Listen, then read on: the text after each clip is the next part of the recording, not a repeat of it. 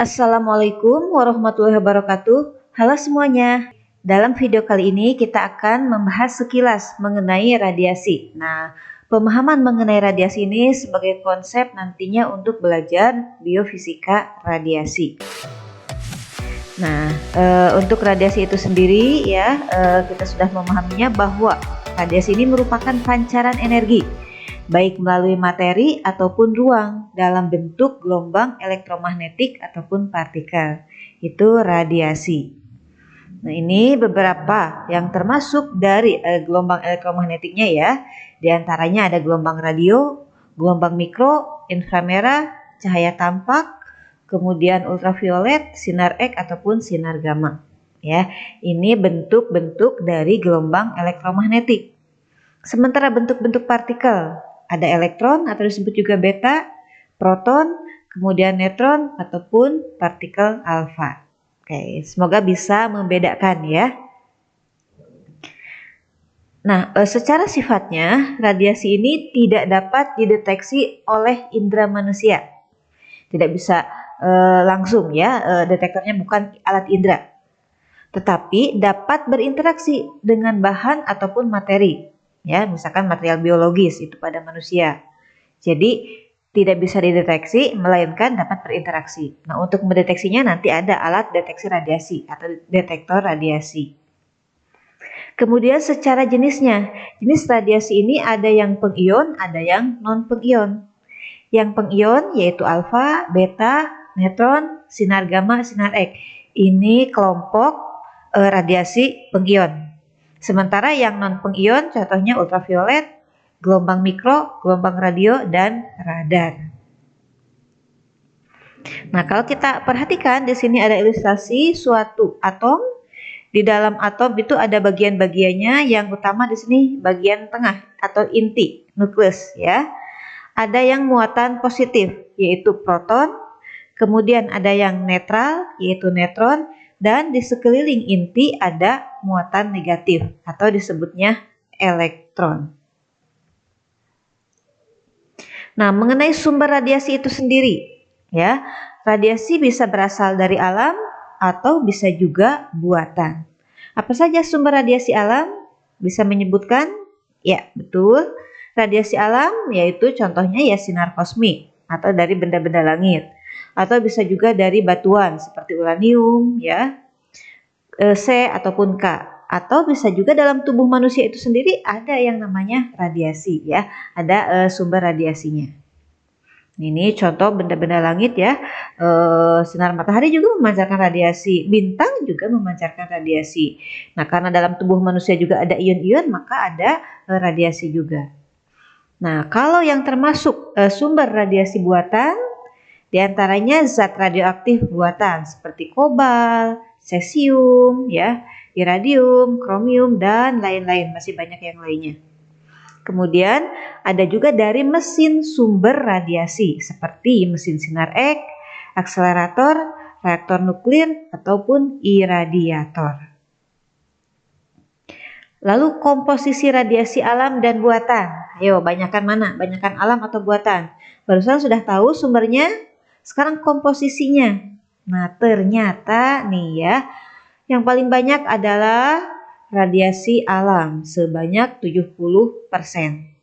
Kemudian yang medisnya 29% dan sisanya lain-lain itu sebagian kecil sebesar 1%. Nah, mengenai daya tembus radiasi pengion. Tadi radiasi pengion contohnya sinar alfa, beta, gamma ya. Di sini untuk sinar alfa atau partikel alfa. Partikel alfa itu mempunyai daya tembus yang rendah. Cukup dengan kertas pun partikel alfa ini dapat terhalangi. Sementara beta ini lebih tinggi daya tembusnya daripada partikel alfa. Untuk beta atau elektron, kalau sekedar ditahan oleh kertas, maka masih dapat ditembus. Tetapi kalau penghalangnya itu aluminium, ini baru bisa terhalangi. Dan yang paling kuat daya tembusnya adalah sinar gamma ya. Dengan kertas bisa ditembus. Aluminium juga bisa. Nah, si sinar gamma ini baru bisa terhalangi jika penghalangnya dari timbal atau Pb. Jadi terkait dengan daya tembusnya, yang paling kuat yaitu sinar gamma, yang paling lemah yaitu alfa. Lalu di sini kita bicara atom. Nih. Atom ini merupakan bagian terkecil suatu elemen yang merupakan suatu partikel netral dengan jumlah muatan listrik positif dan negatifnya sama. Karena kan tadi netral, berarti proton sama neutron sama. Itu disebut atom. Pokoknya bagian terkecil suatu materi. Itu atom, ya.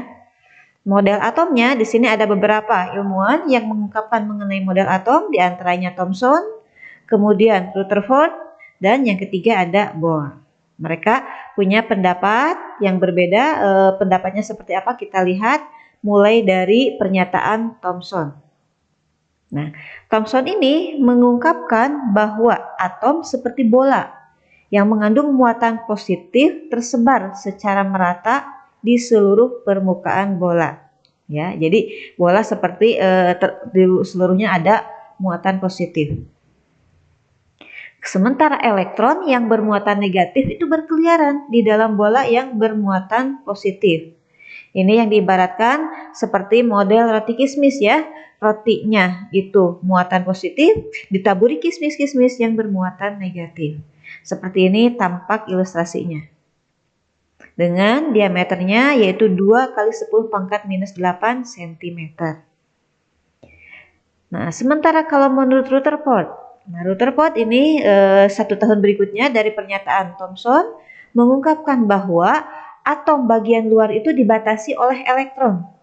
Sedangkan bagian tengah terdapat inti yang bermuatan positif. Ini si Rutherford. Buktinya dia itu melakukan penembakan lempeng logam dengan sinar radioaktif zat polonium. Ternyata adanya peristiwa hamburan. Berarti ada sebagian zat radioaktif tersebut yang dibelokkan atau dihamburkan, tidak diserap seluruhnya. Makanya dia menyimpulkan, oh di inti itu ada proton dan di kulit ada elektron. Yang terakhir yaitu Bohr. Bohr mirip sebetulnya ya pernyataannya seperti yang diungkapkan oleh Rutherford, tetapi beda dalam hal lintasannya. Dia itu menyatakan bahwa elektron dalam gerakannya mengelilingi inti. Hanya mungkin apabila memiliki momentum sudutnya sebesar ini. L itu momentum sudut, N itu adalah bilangan kuantum dasar, dengan H adalah konstanta Planck yang besarnya ini. Jadi menurut si Bohr, elektron tidak diam, melainkan mengelilingi inti. Selanjutnya, elektron-elektron tersebut dapat bergerak dalam lintasan yang stasioner tanpa memancarkan energi. Kemudian, elektron juga dapat berpindah ya, dapat pindah dari satu lintasan ke lintasan yang lain sambil memancarkan ataupun menyerap energi berupa gelombang elektromagnetik. Jadi kalau pindahnya dari kulit luar ke kulit ke dalam berarti memancarkan, sementara kalau dari kulit ke dalam ke kulit keluar berarti menyerap. Ya, dengan besar perubahan energinya dinyatakan dengan persamaan HF. Ya, delta E ini adalah perbedaan energi antar kedua lintasan tersebut. H-nya sama konstanta Planck yang nilainya ini, dan F di sini adalah frekuensinya. Selanjutnya bagian dari atom. Tadi atom sudah disebutkan adalah elemen atau partikel elemen paling terkecil ya dari suatu materi. Nah, bagiannya yaitu berarti ada elektron yang bermuatan negatif, terus ada proton yang muatannya positif, dan ternyata satu lagi ada neutron. Neutron ini netral ya, tidak bermuatan negatif ataupun positif. Secara simbol penulisannya dari atom ini bisa dituliskan dengan simbol X, di sini A, ini Z, atau boleh juga dituliskan seperti ini. Di sini A-nya, di sini Z-nya.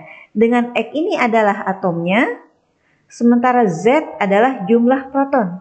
Dan Z ini juga menunjukkan jumlah elektron. Jadi jumlah proton sama dengan jumlah elektron.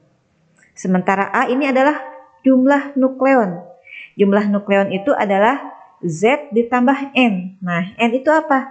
N itu adalah jumlah neutron. Sehingga kalau ingin tahu berapakah jumlah neutronnya, ya berarti A dikurangi dengan Z. Seperti itu. Semoga bisa dimengerti. Ini hanya dasar saja ya, konsep dasarnya. Baru berikutnya silahkan kalian pelajari untuk masuk ke materi biofisika radiasinya. Untuk pengenalan mengenai konsep radiasi saya cukupkan. Semoga bisa dimengerti ya. Terima kasih dan selamat belajar. Assalamualaikum warahmatullahi wabarakatuh.